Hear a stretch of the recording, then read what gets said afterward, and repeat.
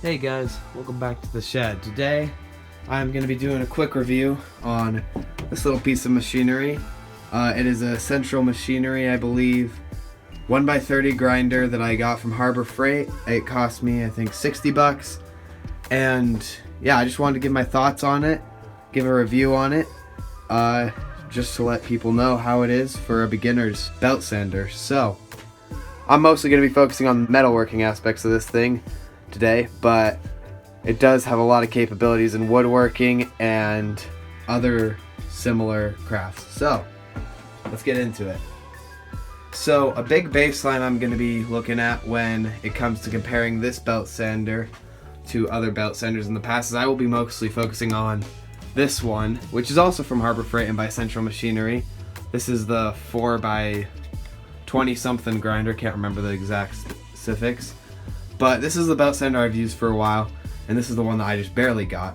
Now, one thing I will say right off the bat, this belt sander you can find so many more abrasives for. I have some stuff from Combat Abrasives that I use along with it now, and let me tell you, that is a lifesaver. As somebody who before couldn't really smooth up and down grits on a belt sander, that has changed my knife making game up so much. Now, with that being said, I will say the 4x20 something grinder has an advantage when it comes to switching belts, in my opinion, because with this one you pull the lever and bam, slides off just like that.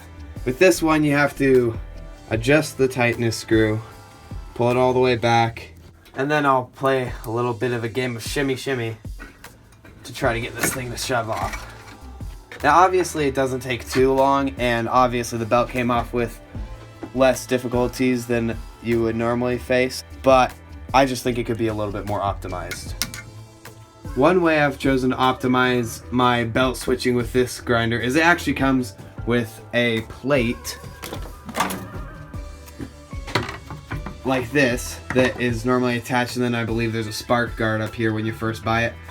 I just took them off instantly and keep it open like this. It doesn't really affect how the machine works, and it makes switching belts just a lot easier, a lot faster, which is what I'm normally looking for. Disadvantage, you do get a lot more sparks flying around your shop, so you have to vacuum a bit more. Now I'm just going to do a quick grinder comparison, at least between these two belts, because chances are if you're watching this video, you're looking for a cheap option for a belt sander, and these are both very cheap options from Harbor Freight. So I'm going to just hurry and show you guys a quick demonstration of what 10 seconds or so on this grinder does to a piece of metal as compared to 10 seconds on this thing. And do know I did put on a even grit on both of them, so they're both grinding at the same grit.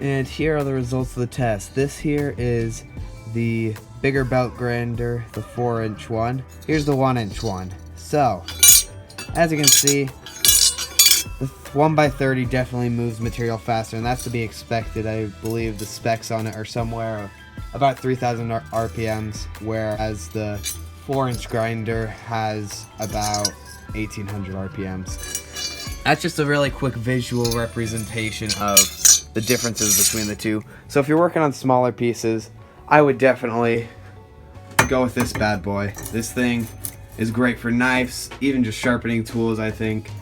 If that's what you're doing, if you're just using it for small day-to-day stuff like that, this is definitely what you want to be going with. If you want to be going with bigger projects, you should move on to this one. It has a built-in disc grinder. I never use that attachment, but if that's something you also need, that is an advantage this one has. And it's way good for flattening stuff, and honestly, I feel like this one's just a little bit better for woodworking. But yeah, that's the quick review on this 1x30 Harbor Freight grinder. And in my opinion, you know, there's always going to be setbacks in quality for how cheap you get stuff, especially from places like Harbor Freight. But overall, this thing has proven much more bang for its buck than most other things I've had to buy. honestly, I would say this is probably one of my best shop purchases in a while. I'm personally very satisfied with it.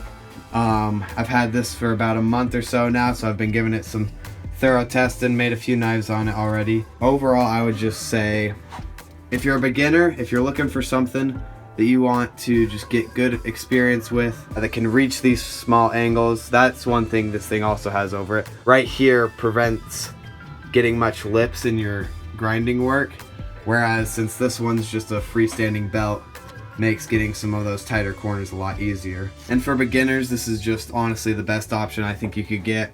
That's not going to cost you upward from $200 to $1,200.